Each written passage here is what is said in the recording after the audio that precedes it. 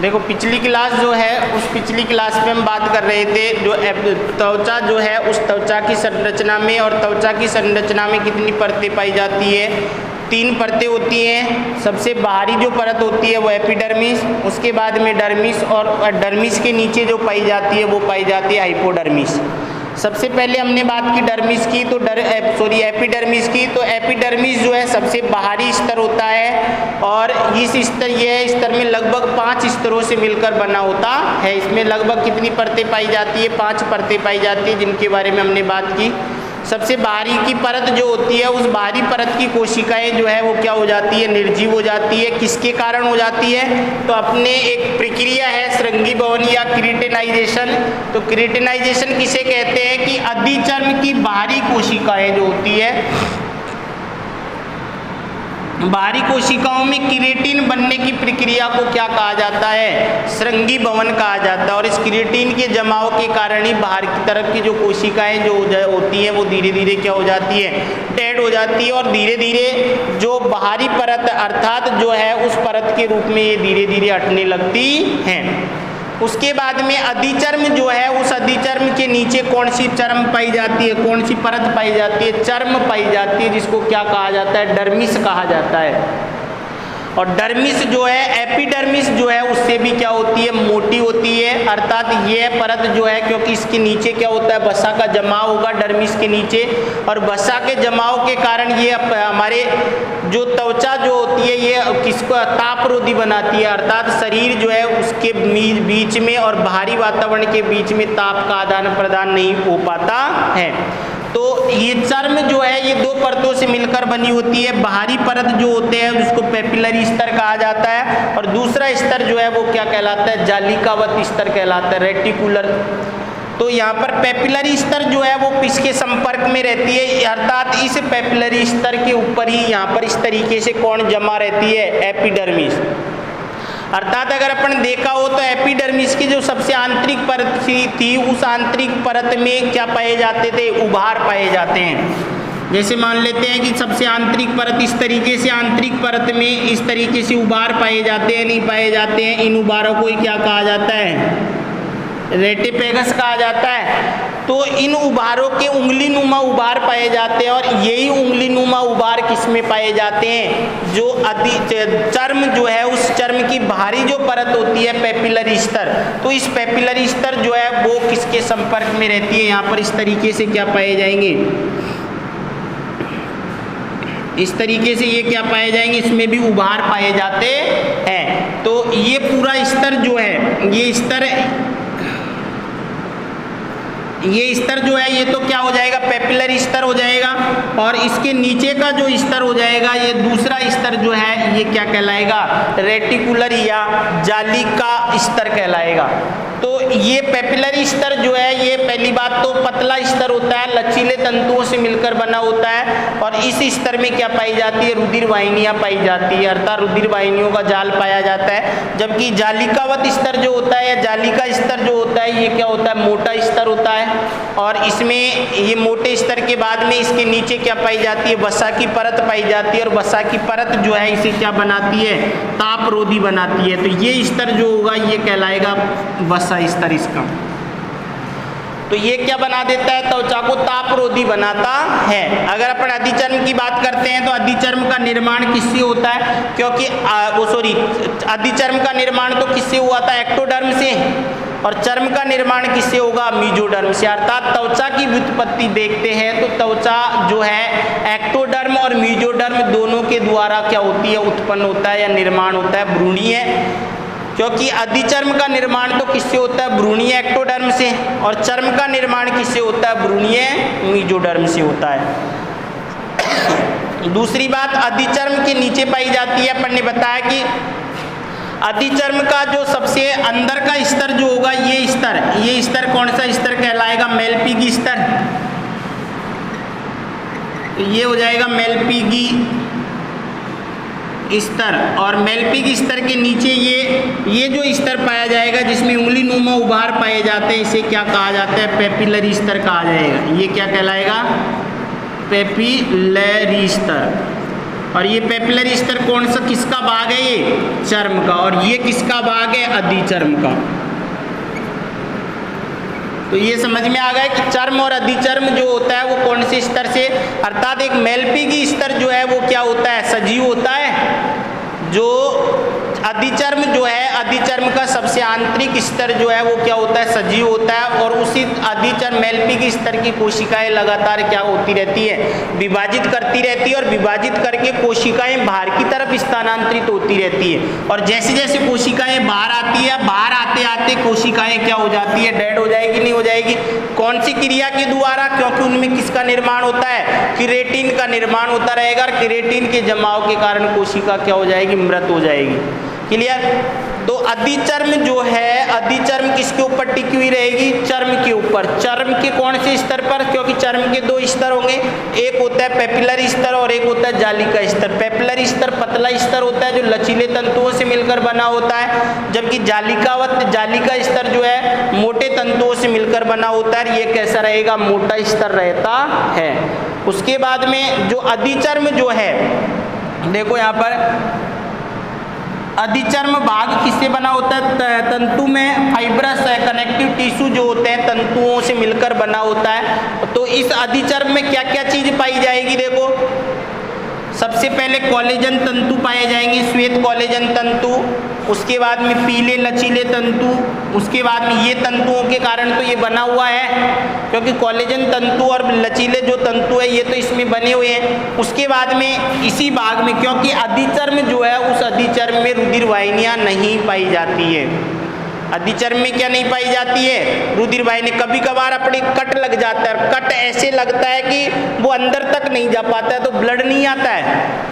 केवल अपन को कट तो दिख रहा है, कटा हुआ दिख रहा है, परंतु ब्लड नहीं आया उसमें। इसका कारण क्या है कि वो कट कहाँ लगा हुआ है? केवल अधिचर्म भाग में लगा हुआ है। जैसे ही कट कहाँ पहुंचेगा? अब चर्म में पहुंचता है, तब जाके ब्लड आएगा। क्योंकि ब्लड वेसल जो होती है, रुधिर वाहिनियां जो होती है, वो किस कौन से भाग में पाई जाएगी? चर्म भाग में पाई जाती है, अधिचर्म भाग में नहीं पाई जाती है। दूसरी बात, तो रुधिर वाहिनियां पाई जाती है। तंत्रिका तंतु भी कहाँ पाए जाते हैं? अपने ज्यादातर जो है वही अधिचर्म भाग में पाई जाती है। पेशीय तंतु भी वहीं पाए जाते हैं। उसके बाद में जो अपना बाल होता है, इस बाल का जो अंदर का भाग जो है, जिसे क्या कहा जाता है? रोम पुट्टिका। ये रोम पुट्टिका भी कहाँ पाया जाता है? अधिचर्म में। जब वो चर्म में पाया जाता है। तो जैसे मान लेते हैं ये भाग क्या है? बाहरी भाग है। उसके बाद में ये भाग इसका क्या है? अंदर का भाग होगा चर्म का, इस तरीके से। तो अब यहाँ पर जो बाल जो है, तो बाल की उत्पत्ति यहाँ से होगी। ये जो भाग है ये अधिचर्म का कौन सा भाग है? मेलपीगी स्तर। और इस मेलपीगी स्तर से ही अब बाल का ये बाहरी भाग हो गया, जिसे शाफ्ट कहा जाता है। और ये आंतरिक भाग जो है इसका, जो जिसे बल्ब कहेंगे, एक बल्ब नुमी फूली हुई संरचना जो है इस तरीके से, ये बाल की जो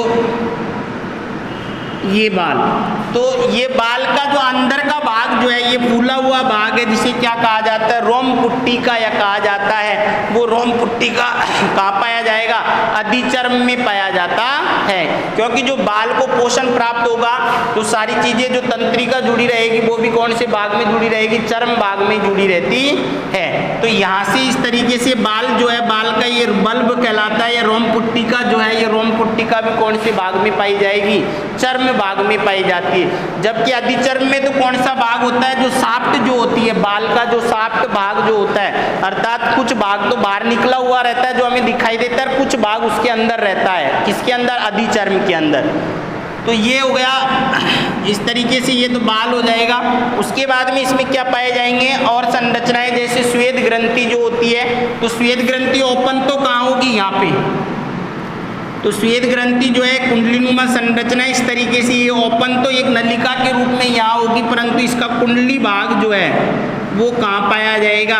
इस भाग में। कौन से भाग में? चर्म भाग में पाया जाएगा।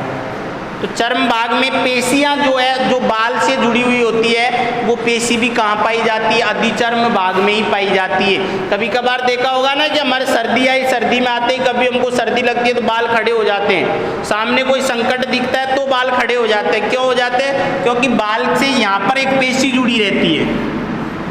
इरेक्ट पिलाई पेशी कहा जाता है। तो ये पेशी में जब मूवमेंट होता है तो उस कंडीशन में बाल क्या होता है, जब इसमें संकुचन होगा, संकुचन होने के साथ ही बाल क्या हो जाता है, खड़ा हो जाएगा हमारा। क्लियर। तो यहाँ पर जो है सबसे पहले अपन ने जो अगर त्वचा की संरचना में सबसे पहले 5 स्तर अर्थात तो जो त्वचा जो है वो कितने स्तरों से मिलकर बनी होती है, 3 स्तर। सबसे बाहरी भाग एपिडर्मिस, उसके बाद में डर्मिस और उसके बाद में हाइपोडर्मिस। ये 3 स्तर हो गए। एपिडर्मिस है ये 5 स्तरों से मिलकर बनी होती है। इसका सबसे आंतरिक स्तर जो है वो क्या होता है, सजीव होता है। और जितनी भी बाल के जो त्वचा के जो व्युत्पन्न होते हैं, त्वचा के व्युत्पन्न में जैसे ग्रंथियां हैं, श्वेत ग्रंथि है, सीबीसियस ग्रंथि है, तेल ग्रंथि है, ये सभी ग्रंथियां जो है, बाल है, नाखून है, इन सभी का व्युत्पन्न जो अर्थात त्वचा के व्युत्पन्नों का जो निर्माण किया जाता है वो किसके द्वारा किया जाएगा, एपिडर्मिस के जो सबसे आंतरिक स्तर जो होता है। एपिडर्मिस का सबसे आंतरिक स्तर कौन सा होगा, जो मेलपिगी स्तर जो होता है, उस मेलपिगी स्तर के द्वारा ही किया जाता है। उसके बाद में दूसरा स्तर जो एपिडर्मिस से मोटा स्तर होता है जिसे क्या कहा जाता है, डर्मिस कहा जाता है। और इसी डर्मिस भाग में क्या पाए जाते हैं, तंत्रिका तंतु इसी भाग में पाई जाती है, पेशियां इसी भाग में पाई जाती है, रक्तवाहिनियां इसी भाग में पाई जाती है, क्योंकि इसी भाग से डर्मिस भाग को क्या प्राप्त होगा, पोषण प्राप्त होगा। किस भाग के द्वारा, डर्मिस के द्वारा। तो डर्मिस में ही क्या पाई जाती है, जितनी भी रक्तवाहिनियां जो होती है, तंत्रिका तंतु जो है, ये सभी कहाँ पाए जाते हैं, डर्मिस भाग में पाए जाते हैं। एपिडर्मिस भाग में नहीं पाए जाते हैं, क्योंकि एपिडर्मिस को भी पोषण कहां से प्राप्त हो रहा है, डर्मिस भाग से ही प्राप्त हो रहा है। दूसरी बात, डर्मिस और एपिडर्मिस जो भाग जुड़ते हैं इस तरीके से उंगलीनुमा उभार पाए जाते हैं। किसके अंदर, जैसे मान लो ये डर्मिस का भाग है, डर्मिस का कौन सा भाग होगा, ये पेपिलरी स्तर। और ये भाग जो होगा ये कौन सा भाग होगा, जो एपिडर्मिस जो है, और एपिडर्मिस का भी कौन सा भाग होगा, ये मेलपिगी स्तर। दोनों के बीच में इस तरीके से उंगलीनुमा उभार पाए जाते हैं, जिन्हें क्या कहा जाता है, पेपिली कहा जाता है। तो इन दोनों के बीच में इस तरीके का संबंध स्थापित हो जाता है। तो इस तरीके से यहाँ पर डर्मिस और एपिडर्मिस जुड़ी रहेंगी। तो ये क्लियर हो गया, एपिडर्मिस और डर्मिस किसके द्वारा अंदर जुड़ी हुई रहती है, अर्थात डर्मिस, एपिडर्मिस का सबसे आंतरिक स्तर मेलपिगी स्तर, और डर्मिस का सबसे ऊपर का भाग जो होगा वो कौन सा स्तर होगा, पेपिलरी स्तर। दोनों आपस में जुड़े रहेंगे। दूसरी बात, डर्मिस जो है एपिडर्मिस को क्या प्राप्त करते हैं, प्रदान करती है, पोषण प्रदान करती है, क्योंकि डर्मिस भाग जो है उसी डर्मिस भाग में ही रक्तवाहिनियाँ, तंत्रिका तंतु, पेशियां जो और ये पाए जाते हैं। और दूसरी बात क्या होता है कि जो डर्मिस भाग जो है एपिडर्मिस से 2 से 3 गुना तक मोटा भाग होता है। और डर्मिस का जो आंतरिक भाग अर्थात डर्मिस के नीचे की जो वसा की परत पाई जाती है, वसा परत पाई जाती है, और वो वसा परत क्या काम कर देती है कि जो त्वचा जो है उस त्वचा को तापरोधी बनाने का काम करती है, अर्थात त्वचा के द्वारा ताप का आदान प्रदान नहीं हो पाता है। और जितने भी यहाँ पर जो त्वचा के व्युत्पन्न जो है, त्वचा के व्युत्पन्न में जैसे बाल, श्वेत ग्रंथि, उसके बाद में और भी ग्रंथियाँ पड़ेंगी जैसे सीबीसियस ग्रंथि है, उसके बाद में तेल ग्रंथि है। ये सारी ग्रंथियाँ जो है जो त्वचा के व्युत्पन्न जिनको माना जाता है, तो त्वचा के व्युत्पन्नों का निर्माण किससे होगा, अधिचर्म, और अधिचर्म के कौन से स्तर से, मेलपिगी स्तर से होगा। परंतु इनका कुछ भाग जो है वो अधिचर्म में पाया जाएगा, और इनका कुछ भाग जो कहाँ पाया जाएगा, चर्म भाग में अर्थात डर्मिस भाग में पाया जाता है। तो ये थे त्वचा के भागों की बात। अब कल जो नेक्स्ट क्लास में बात करेंगे अपन त्वचा का डायग्राम जो है उसके बारे में। क्लियर।